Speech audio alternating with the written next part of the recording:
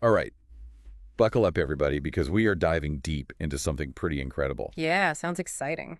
New Year's Eve is almost here, and it looks like we might get a pretty amazing light show to ring in 2025. Oh. Yeah, so we came across this article, and it's talking about the possibility of seeing the Northern Lights in Canada on New Year's Eve. Wow. Pretty cool, huh? Definitely. I mean, that would be a heck of a way to celebrate then. Exactly. So, like, what are the chances we actually get to see this thing, you know? Well, the article mentions that the NOAA is predicting a G3 geomagnetic storm on December 31st, going into January 1st, which is pretty strong. Okay, G3 storm. I always get these things mixed up. Like, what exactly does that mean?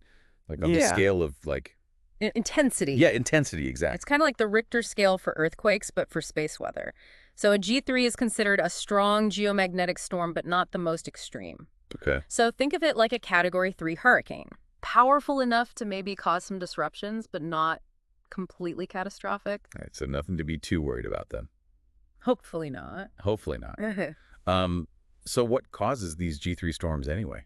Right, so the article mentions something called a coronal mass ejection. Coronal mass. Or CME. CME, okay. And honestly, it sounds kind of terrifying when you put it that way, but... Yeah, when you just say coronal mass ejection, it sounds a little scary. Yeah, it's not as scary as it sounds. Okay. Basically, a CME is just a giant burst of solar wind and magnetic fields erupting from the sun's corona.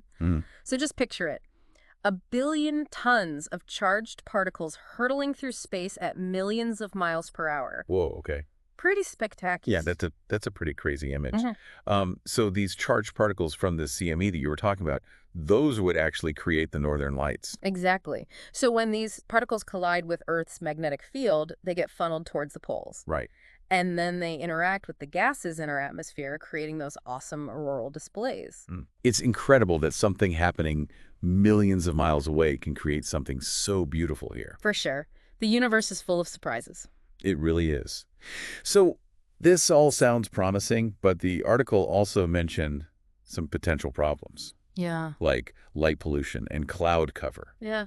How much of an issue are those going to be for actually being able to see the Northern Lights? Well, those are definitely challenges, especially the light pollution. Right. Major cities with all those bright lights are definitely going to make it tough. Yeah. They kind of wash out the aurora's subtle glow. And of course, you need clear skies, which is a bit of a gamble this time of year. Oh, yeah, for sure. So it sounds like if you are in a big city, you're probably out of luck. But what about those in less light polluted areas? Is there any hope for them? Oh, absolutely. The key is to be in the right place at the right time. For instance, if you are in coastal British Columbia or the southern interior, you might have a decent shot on Monday night.